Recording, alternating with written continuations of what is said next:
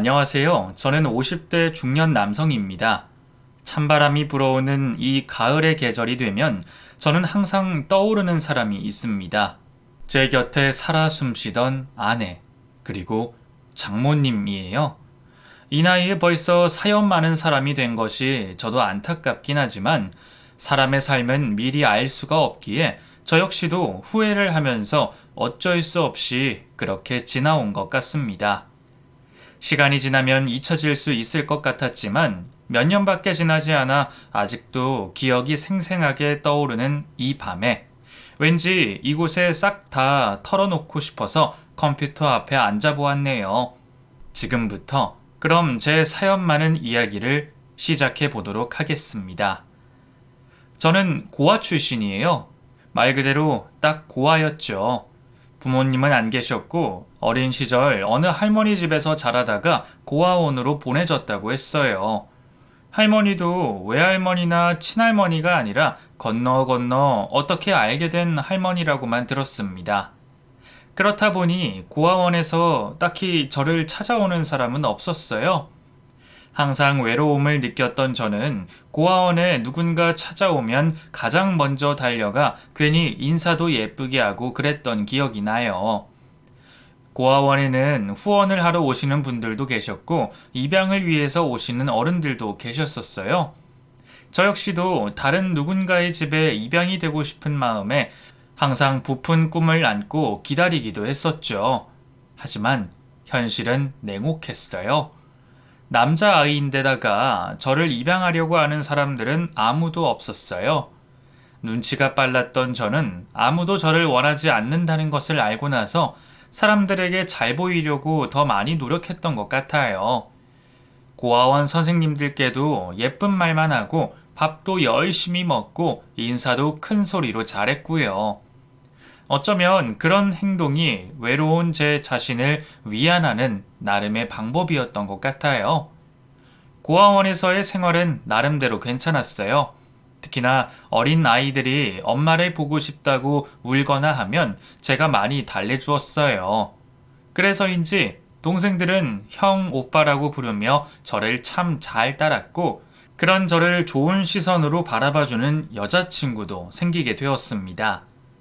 고등학생이 되어서는 그 친구와 이성적인 관계로 발전했었어요. 생활 환경도 비슷하니 서로의 처지에 대해 위로해주면서 그렇게 가족처럼 지냈던 것 같아요. 성인이 되어 이 고아원에서 나가면 여자친구와 결혼을 해야겠다고 마음먹고 앞으로의 미래에 대해서 진지하게 고민도 해봤죠. 하지만 그 친구는 저와는 조금 다른 생각을 갖고 있더군요. 고아인 우리가 서로 결혼을 해서 이렇게 살면 평생 힘들고 어렵게 살아야 한다고 자기는 돈 많고 능력 있는 사람과 결혼하고 싶다고 했어요. 그리고 돈을 많이 벌어서 명품백도 사고 예쁜 옷도 입고 싶다고 하면서 좀 더 쉬운 길을 택했고 그곳은 술집이었습니다. 여러분들이 잘 모르실 테지만 고아들은 독립을 하고 난 이후에 많이 힘들게 살게 돼요.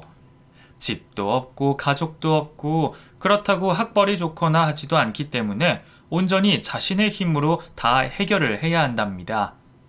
저는 어떻게든 열심히 일을 해서 하나하나 일구어 나가야겠다는 생각을 했지만 많은 친구들은 조금 더 돈을 빨리 쉽게 벌 수 있는 길을 택해서 가기도 합니다.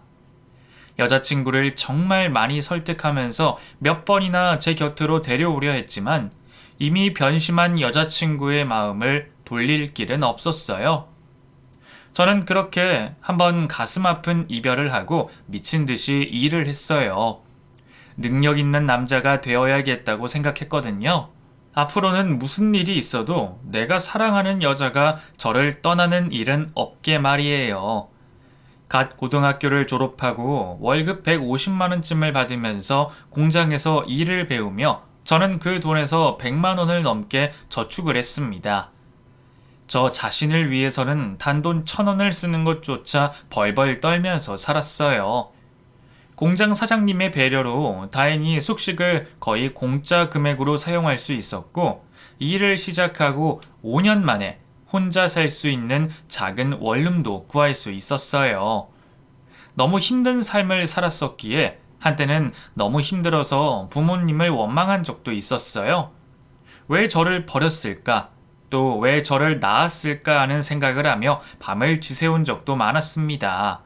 하지만 그런 원망을 하면서 지내는 시간 또한 결국엔 제 자신이 너무 힘들어지는 것 같더라고요. 원망하는 시간도 아깝다는 생각으로 더욱 열심히 살자고 다짐했고, 그때부터는 진짜 일만 하면서 지냈던 것 같아요. 그러던 중 우연한 계기로 한 여자를 만나게 되었습니다. 제 나이 30 중반쯤 되었을 때였죠. 여자 경험도 거의 없던 저는 늘 직장과 집을 왔다 갔다 하며 돈을 모으는 데만 급급했던 삶을 살고 있었는데, 우연히 길거리에서 어떤 여자가 위험에 처해 있는 상황을 보게 된 것이에요. 어떤 덩치가 큰 남자에게 협박 같은 것을 당하고 있었고, 그 여자는 살려달라고 소리치면서 위급해 보였는데 아무도 다가가지 않고 있더라고요. 저는 용기를 내서 그들에게 다가갔습니다. 당신이 뭔데 끼어들어? 나 이 사람 애인이니까 절로 꺼지슈. 괜히 험한 꼴 보고 싶지 않으면. 애인 사이신데 왜 이렇게 난폭한 상황을 만드십니까? 지금 이 여성분은 다른 사람들에게 도와달라고 요청을 하고 계신 것 같은데요. 사랑하는 사람을 이렇게 하셔도 되는 겁니까? 뭐? 너 이 자식 뭐야? 네가 뭔데 이래라 저래라야? 너 이 여자 알아? 모르면 절로 꺼지라니까. 인연이 못된 짓을 했으니까 내가 이러는 거 아니야. 그러시면 법의 심판을 받도록 차라리 경찰서로 가세요.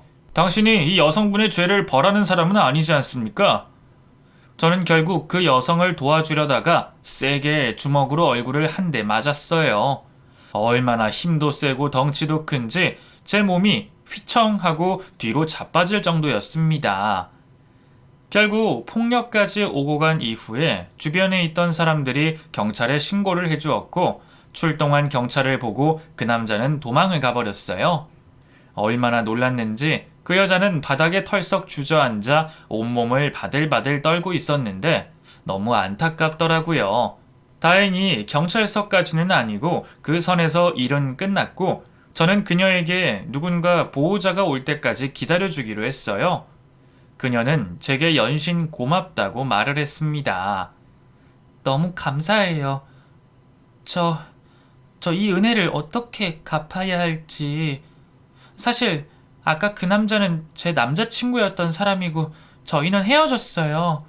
그런데 그놈이 헤어진 이후에도 집착을 하고 저를 힘들게 하네요.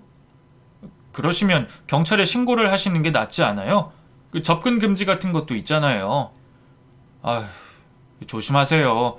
너무 무서워 보이시던데. 네, 제가 또 한 번 그러면 정말 경찰서로 찾아갈 거니까 걱정 마세요. 저기 너무 죄송한데 저희 엄마가 오실 때까지 잠시만 제 옆에서 기다려주시면 안 될까요? 막상 다 경찰까지 보내고 나니 갑자기 무서워서요. 그럼요. 걱정 마세요. 제가 기다려 드릴게요. 일단 요 앞에 커피숍에 가서 따뜻한 거 한 잔 드시면서 기다리세요. 너무 춥고 충격을 받으셔서 온몸을 떨고 계시는걸요. 어서요. 저는 그렇게 그 여자를 데리고 근처 커피숍에 들어갔고 약 30분 정도를 함께 있게 되었습니다.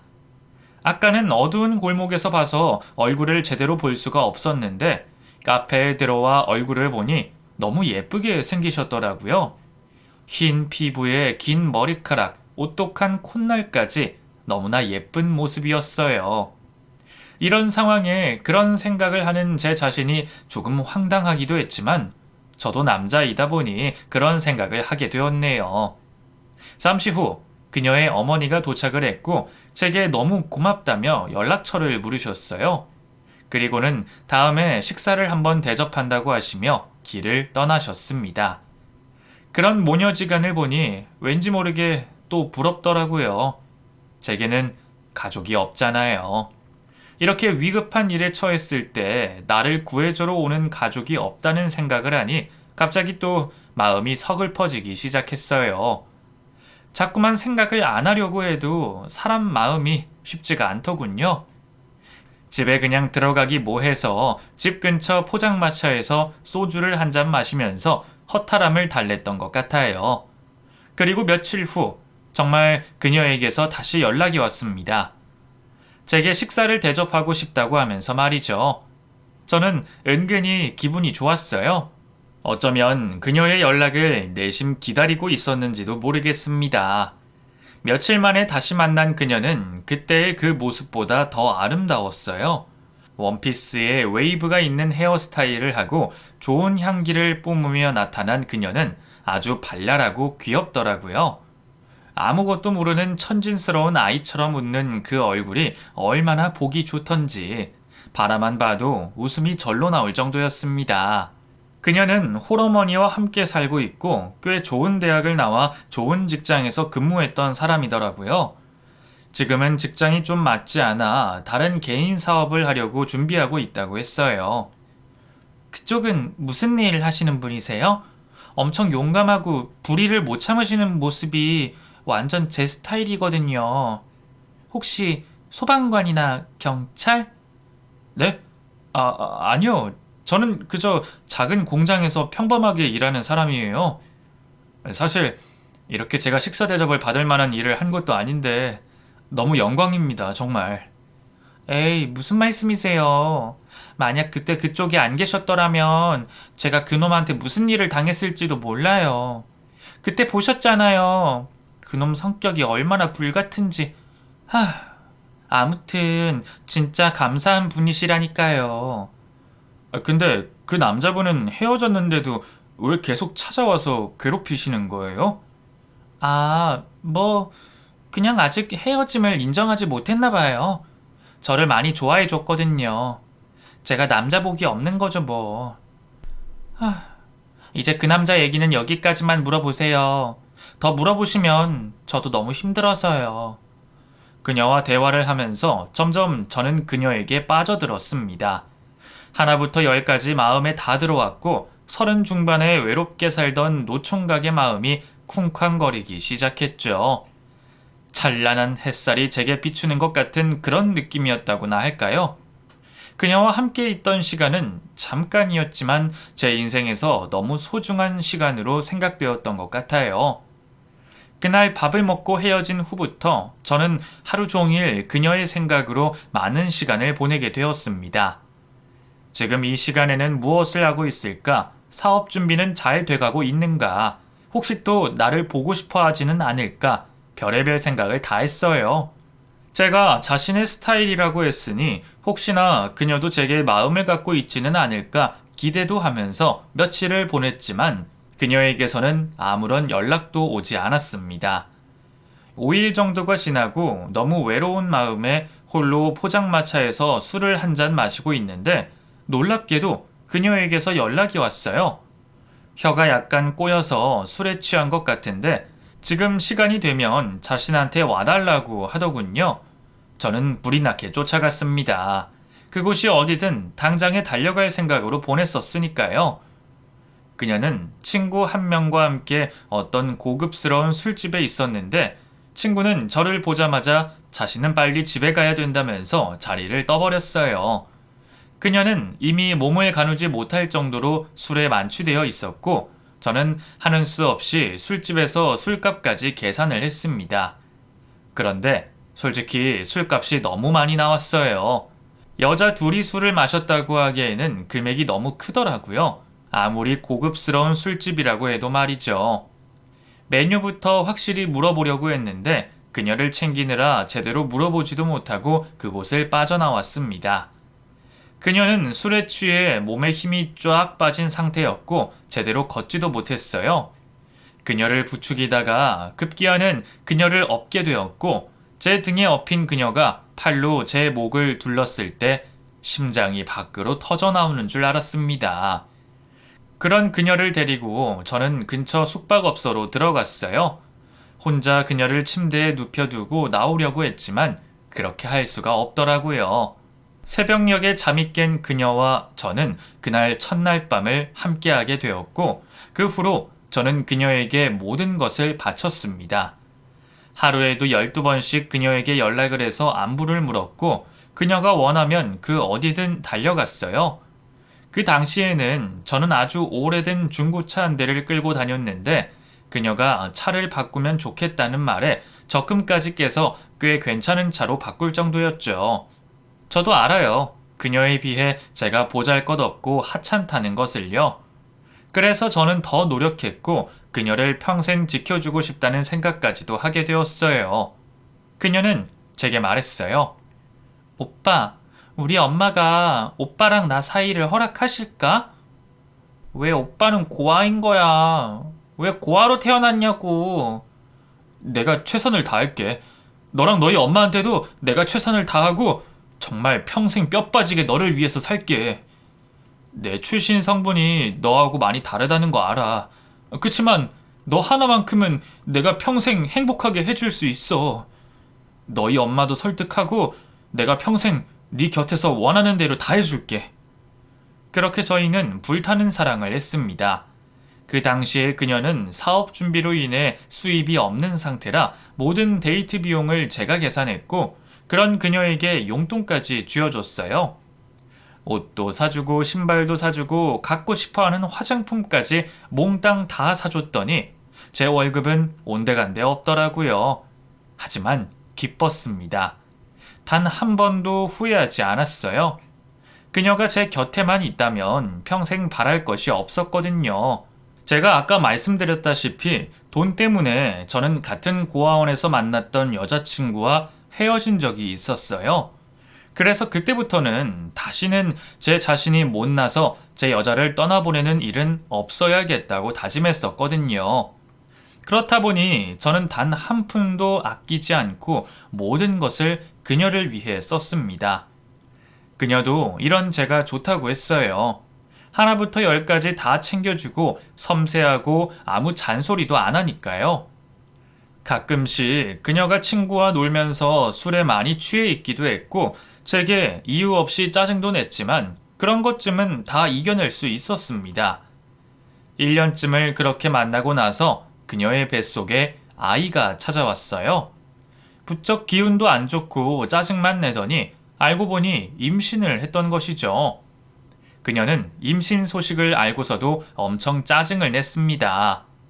나 이제 어떡해? 어떡하냐고? 이제 끝났어 나는. 임신이라니. 말도 안 돼. 정말 말도 안 돼. 오빠가 좀 조심했었어야지. 어떻게 이럴 수가 있어? 미안해. 너무 미안하다. 그런데 끝이라니.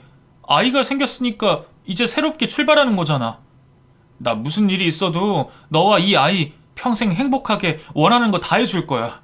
나 그렇게 할게. 우리 당장 결혼하자. 결혼? 난 지금 결혼 따위 생각하고 싶지도 않다고. 나도 하고 싶은 것도 있고 아직 아줌마로 늙어 죽고 싶은 마음은 진짜 하나도 없단 말이야. 여자친구의 짜증에도 저는 아랑곳하지 않았고 다음날 여자친구의 어머니를 찾아가서 모든 사실을 말씀드렸어요. 애초에 고아 출신의 고등학교밖에 졸업하지 못한 저를 마음에 들어하지 않으셨던 여자친구 어머님은 딸의 임신 사실을 알고 모진 말을 쏟아내셨습니다. 이놈이 정말 하다하다 이제는 이런 짓까지 해? 누가 내 딸을 준다니? 난 절대 못 준다. 너 같은 보잘것없는 놈한테는 절대로 못 줘. 절대로. 어머님, 제가 최선을 다할게요. 평생 행복하게 해주겠습니다. 저 학교도 다닐게요. 일하면서 야간 대학이라도 다녀서 따님한테 부끄럽지 않은 남자 되겠습니다. 아이한테도 부끄럽지 않은 멋진 아빠가 될 거고요. 평생 뼈 빠지게 일해서 따님과 아이를 위해서만 살겠습니다. 제발요. 무릎을 꿇고 1시간이 지나도 저를 허락하지 않으셨고 며칠을 찾아가도 똑같은 말씀만 반복하셨어요. 하지만 결국 자식 이기는 부모 없다고 딸의 불러오는 배를 보고는 결혼을 허락하셨죠. 장모님은 그 당시에 남자친구가 있으셨어요. 그래서 결혼을 앞두고 2번 장모님의 남자친구를 뵌 적이 있었죠. 뺀질하게 생기고 사업을 한다고 하셨는데 솔직히 그분의 인상이 별로 좋지는 않았어요. 제게 당당하게 자신을 장인 어른으로 모시라고 말씀하시는데 조금 뻔뻔한 모습에 놀라기도 했습니다. 아무튼 급작스럽게 결혼 준비를 했고 모든 비용을 거의 제가 그동안 번 돈으로 준비를 했어요. 장모님은 그 어떤 것도 해주지 않는다고 말씀하셨거든요. 저는 그런저런 거 다 수용했어요. 제가 그녀에 비해 훨씬 모자란 놈이니까요. 20살부터 시작된 사회생활에서 돈 한 푼 쓰지 않고 절약해둔 돈을 그녀를 위해서 다 쓰겠다고 마음먹고 결혼식부터 신혼집까지 다 했습니다. 그녀는 임신을 한 상태로 굉장히 예민했고 제가 가까이 가는 것조차 싫어했기 때문에 결혼해서 신혼부부의 삶도 거의 누리지 못하기도 했죠. 결혼 후 얼마 지나지 않아 아이가 태어났고 저는 새벽같이 일어나서 아이의 분유를 타고 젖병을 소독했고 빨래도 했습니다. 아내가 입맛이 없다고 하니 간단하게 먹을 아침죽까지도 끓여놓고 출근을 했어요. 일이 끝나기가 무섭게 퇴근을 하면 아내는 장모님과 함께 저희 집에 있으면서 배달 음식을 시켜 먹고 있었고 저는 또 아이를 목욕시키고 빨래를 했고 집안 청소도 하면서 살았습니다. 너무 힘들고 때로는 아이 때문에 밤에 잠도 제대로 자지 못했지만 행복했어요. 가족이 있다는 것 자체가 주는 안정감과 기쁨은 제가 태어나서 처음 느껴보는 것이니까요. 하지만 아내는 저와 생각이 조금 달랐던 것 같아요. 하루에도 몇 번씩 짜증을 냈고 아이 때문에 자유롭지 못한 삶에 대해서 하소연도 했습니다. 하도 아이 앞에서 술을 마시고 취해 있길래 그 대신 밖에 나가서 마시라고 했는데 정말 그때부터 아내는 고삐 풀린 망아지처럼 밤만 되면 밖에 나가서 술을 마시고 노느라 정신이 없더군요. 그런 아내 때문에 퇴근 후 제대로 쉬어보지도 못하고 아이를 받고 급기야는 주말에도 아이와 저만 단 둘이 남겨두고 아내는 밖으로 돌았어요. 저도 왜 가만히만 있었겠어요. 달래도 보고 화도 내보고 하면서 아내가 가정에 충실했으면 좋겠다고 표현을 했죠. 여보, 이건 아니잖아. 매번 이렇게 어디를 나가는 거야? 당신 가정 있는 여자잖아. 너무 답답해하고 애 앞에서 술 마시고 그러니까 내가 가끔씩 바람 쐬고 오라는 건데. 그러니까 난 맨날 답답해. 그래서 맨날 나가는 거라고. 당신이 그랬잖아. 밖에서 놀라고. 그래서 나가는 거야. 집에 있는 것만으로도 숨 막히고 답답해 미쳐버리겠다고. 당신이 내 마음을 알아? 몇 년을 그렇게 지내면서 거의 아내와 잠자리도 하지 못하고 외롭게 살았습니다. 그러다가 우연히 아내가 외도를 하고 있다는 것을 알게 되었어요. 술에 만취해 핸드폰이 열려있는 상태로 잠이 들었는데 새벽에 자꾸 전화가 와서 아내의 핸드폰을 살펴보니 상간남과 오랜 기간을 함께 했더군요. 그것도 상대는 제가 처음 아내를 구해줬을 때 그 남자인 것 같더라고요. 대화 내용에 제 이야기도 오가면서 그때처럼 물불 안 가리고 제가 덤벼들 거라는 비아냥도 보았으니까요. 바보 같은 놈이 우리 사이 알면 깜짝 놀라겠지? 그때 그렇게 덤벼들어서 그랬는데 우리 인연도 참 질기다. 그치? 우리 평생 이렇게 영원히 사랑할 수밖에 없는 사이인가 봐. 자기야. 이런 문자 내용을 보고 아내에 대한 배신감에 치를 떨며 분노에 가득 찼지만 그래도 제게는 선택권이 없었습니다. 아내가 어떤 사람이건 제 가족이니 무조건 저는 가족을 지키자는 생각뿐이었거든요. 아내와 얼굴을 마주하고 있을 때마다 그놈의 얼굴이 떠올라서 미쳐버리기 일보 직전이었어요. 아내가 하는 말은 무슨 말도 믿을 수가 없었고요. 그리고 그때쯤 장모님이 큰 빚보증을 잘못 써서 장모님 집이 넘어가게 되었어요. 집을 담보로 대출을 받으셨나 보더군요. 갈 곳 없으신 장모님은 어쩔 수 없이 저희 집으로 들어와 함께 살게 되었습니다. 그러면서 저희 부부가 사는 모습을 보시더니 제게 잔소리를 하셨어요. 자네가 잘해주면 애가 이렇게 밖으로 도나? 얼마나 사람이 답답하고 재미가 없으면 여자가 밖에 나가서 놀아. 내 딸은 지루한 건 딱 질색으로 생각하는 애일세. 그러니까 이런 부인 만났으면 최소한 자네가 좀 맞춰줘야지. 나 같아도 자네같이 꽉 막히고 재미없는 사람이랑은 못 살겠구만. 자네 주제를 알고 내 딸한테 좀 잘 해주겠나? 장모님, 알겠습니다. 제가 좀 더 노력할게요. 제가 문제인가 봐요. 제가 좀 재미없는 놈이긴 하죠. 혹시 사시는데 불편하신 건 없으세요? 집이 좀 좁죠? 그러게, 사위가 잘났으면 집도 좀 큼직하고 할 텐데 말일세. 여간 좁고 불편한 게 아닐세. 내가 그래도 뭐 평생 있겠나? 너무 싫은 내색하지 말고 좀만 기다려봐.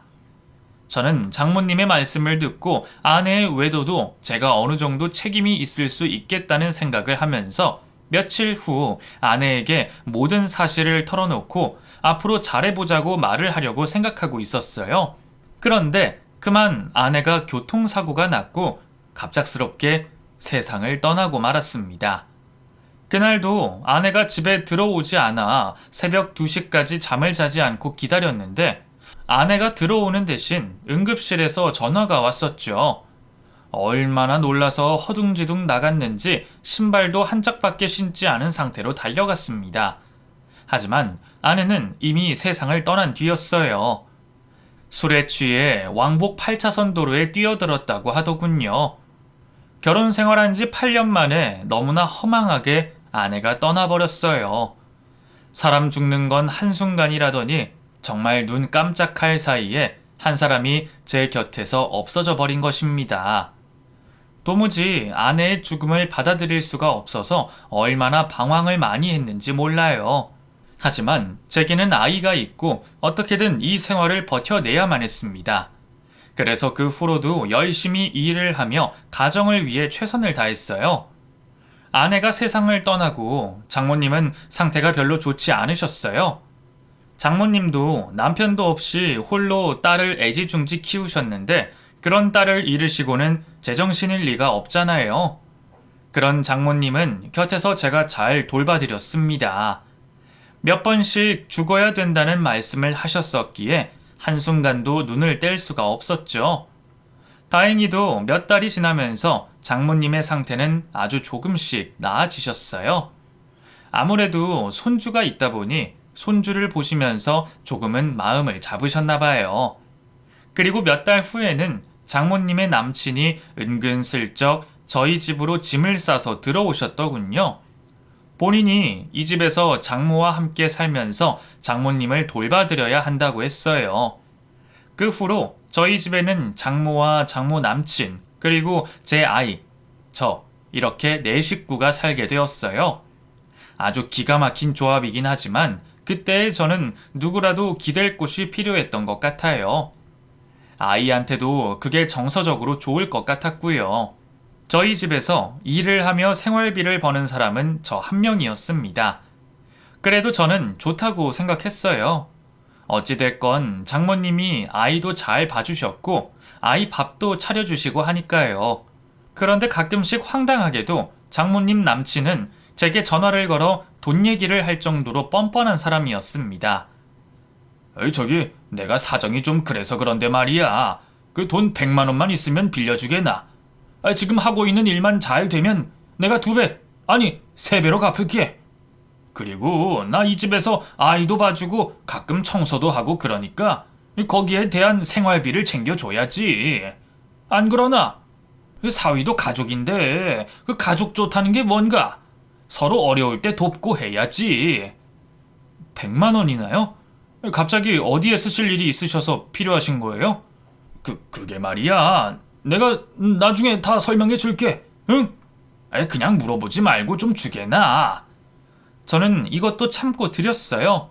저를 답답하다고 생각하시는 분이 계실지도 모르겠지만 고아로 자란 저는 가족에 대한 한이 맺힌 게 있었기에 이런 일까지도 할 수 있었던 것 같아요. 어렵게 마련한 100만 원이라는 큰 돈을 마련해서 장모님의 남자친구에게 주었는데 그분은 자신의 명품 옷을 사입는 데 그 돈을 쓰셨더군요. 중요한 일을 준비하면서 사람들을 만나야 하는데 입고 나갈 옷이 마땅치 않다고 하시면서 말이죠.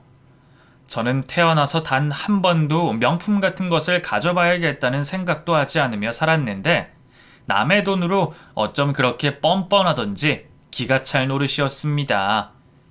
제게 삶의 낙은 아이가 커가는 모습을 보는 것밖에는 없었어요. 정말 개처럼 일을 했고 열심히 돈을 모았습니다. 장모님과 장모님 남친에게도 잘해드렸고 진짜 제가 할 수 있는 최선의 노력을 다하면서 지냈죠.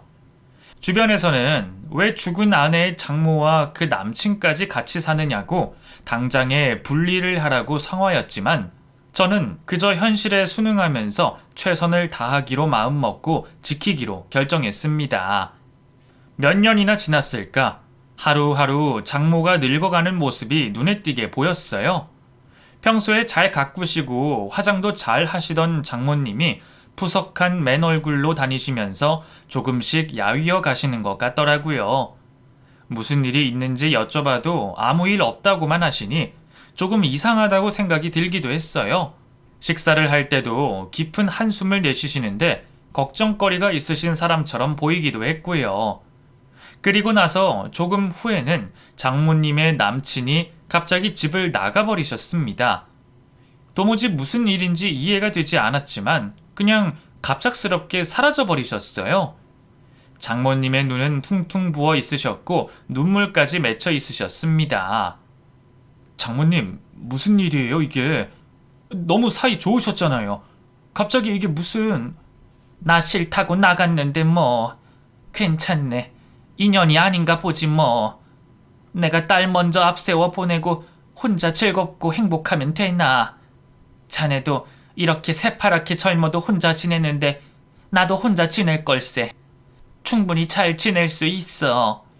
장모님은 태연한 척 말씀하셨지만 저는 뭔가를 숨기고 있다는 생각을 했습니다. 그러던 어느 날 일을 하고 있는데 아이한테 전화가 왔습니다. 학교와 학원을 다녀와 보니 집에 아무도 없고 할머니 옷도 없는 것 같다고 하면서 빨리 와달라고 하는 거예요. 저녁 시간에는 웬만하면 집에 계시는 장모님이 안 계시다고 하니 집으로 불이 나게 가봤죠. 그랬더니 제 방 침대 위에 쪽지 하나가 남겨져 있었습니다. 김서방, 내가 미안하네. 내 딸이 하는 행동 알고도 말리지도 못했고 자네한테 미안한 게 아주 많은 사람이야. 나 절대로 찾지 말게. 난 자네한테 더 이상 해줄 것도 없고 사람의 탈을 쓰고 내가 더 이상은 자네와 함께는 못하니 그런 줄 알겠나. 우리 눈에 넣어도 아프지 않을 내 손주 잘 좀 부탁하네. 자네는 좋은 아빠니까 충분히 잘 키울 수 있을 걸세. 달랑 쪽지 하나만 남겨두고 장모는 떠나버렸어요. 장모님의 방으로 가서 옷장을 뒤져봐도 아무것도 남은 것이 없더군요. 이미 핸드폰도 다 정리를 해놓으신 상태라 없는 번호로 나왔고요. 도대체 무슨 일이 있길래 이렇게까지 아시는가 싶고 제가 혹시 뭘 잘못했나 싶었어요. 아이도 많이 놀랬는지 제게 묻더라고요. 아빠, 할머니 갑자기 왜 나가신 거야? 진짜 할머니 우리 곁을 떠나신 거야? 엄마도 그렇고 할머니도 왜 떠나셔? 왜 우리만 남겨두고... 아니야, 다시 오실 거야. 할머니 다시 오실 거야. 너무 속상해하지 말고 기다려보자. 응? 다시 연락 오실 때까지. 장모님이 떠나고 처음에는 무작정 기다렸어요. 조금 있으면 다시 돌아오시겠지. 갈 곳도 없으신 분이 어디를 가셨나 싶었죠. 하지만 시간이 지나도 아무런 연락도 없는 것을 보니 혹시 저와 제 아들이 장모님에게 버거운 존재가 될 수도 있다는 생각까지도 들더라고요. 본인도 혼자 연애하고 놀러 다니면서 살고 싶은데 사위와 손주를 챙겨야 한다는 마음에 부담이 되었을 수도 있다고요. 그래서 저희를 버리고 홀가분하게 나가셨나 하는 생각에 조금은 원망을 하기도 했습니다. 아이를 안정시켜주면서 저는 더더욱 바쁜 나날을 보내야만 했습니다. 아이는 커가니까 돈은 더 많이 들어가는데 집안일부터 아이 챙기는 일까지 제가 모조리 했어야 하니까요. 하다못해 저녁 한 끼 직장 사람들과 회식 한번 하지 않고 집에 와서 아이를 챙겨야 했어요. 엄마도 없는데 아빠까지 늦게 들어가면 이 아이가 혹여나 엇나갈 수도 있다는 생각에 불안했거든요. 그래도 장모님이 계시면 자기 손주 굶기지는 않고 잘 케어해 주셨는데 도대체 장모님이 어디 계신지 답답했습니다. 그렇게 몇 달을 보내고 1년이 가까운 시간이 흘렀어요. 너무 바쁘다 보니 시간이 어떻게 지나가는지도 모를 정도였죠. 주변에서는 저와 같은 사별의 아픔을 겪은 여자를 소개시켜 준다고도 했지만 저는 그 모든 것들을 다 거부했습니다. 제 행복보다는 아이의 행복을 위해서 최선을 다했다고 말하는 게 맞는 것 같아요. 그러던 어느 날 제게 낯선 번호로 전화가 왔어요. 저기 김철민 씨 전화 맞나요? 네, 맞아요. 제가 김철민인데 누구시죠? 안정자님 아시죠? 안정자님 사위분이라고 들었는데 제가 좀 전해드릴 게 있어서 찾아뵈어야 하거든요. 어디로 가야 만날 수 있을까요? 네? 저희 장모님 아세요? 장모님 어디 계세요? 저희 장모님과 어떤 관계세요? 제가 가겠습니다. 알려주시면 제가 갈게요. 저는 낯선 중년의 여성분이 알려주는 대로 찾아가 보았어요. 어느 병원 앞으로 오라고 하던 그 여성분은 저를 보자마자 유골함 하나와 통장을 건네주셨어요. 이거 안정자님이 꼭 사위분한테 전해달라고 하셨어요. 유언으로 남기셨거든요. 가족분이 안 계신 줄 알고 그래도 제가 지켜드렸으니 걱정 마세요. 좋은 곳에 가셨을 거예요. 네? 이게 무슨 말씀이세요? 저희 장모님이 어떻게 됐다고요? 유언이요? 이 유골이 그럼... 아니 저는 도대체 이해가 전혀 안 되는데 도대체 이게 어떻게 된 일이죠? 너무나 갑작스럽게 장모님의 유골을 받아들고는 다리에 힘이 풀려버렸어요. 이 여성분이 무슨 말씀을 하시는 건지 이해도 되지 않았고 머릿속이 새하얘지는 것 같더라고요. 이어서 그녀는 말씀하셨어요. 장모님이 많이 아프셨어요. 췌장암 말기에 걸리셔서 호스피스 병동에서 보내셨거든요. 많이 고통스러워 하셨는데도 가족한테 연락 안 한다고 계속 참으시면서 손주랑 딸 사진을 그렇게 보시더라고요. 따님 곧 만날 수 있다고 그러셨고요.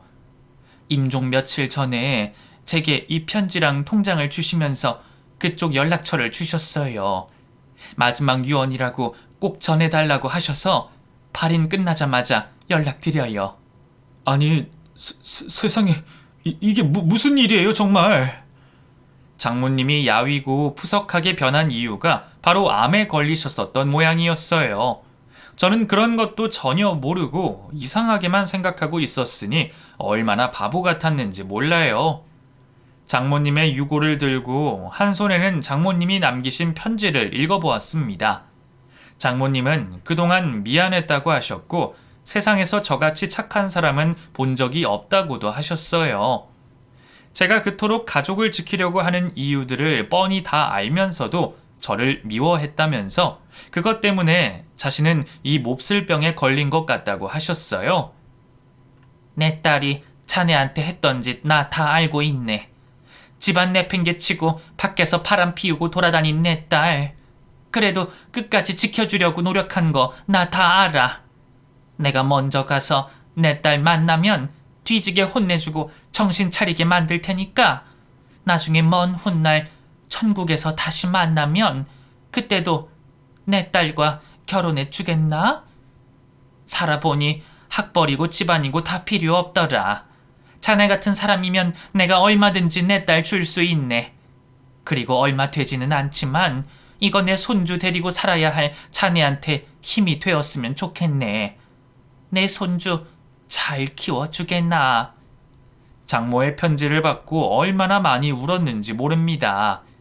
이제야 진정으로 가족이 되었는데 이렇게 황망하게 떠나버리시다니 너무나 세상이 원망스러웠죠.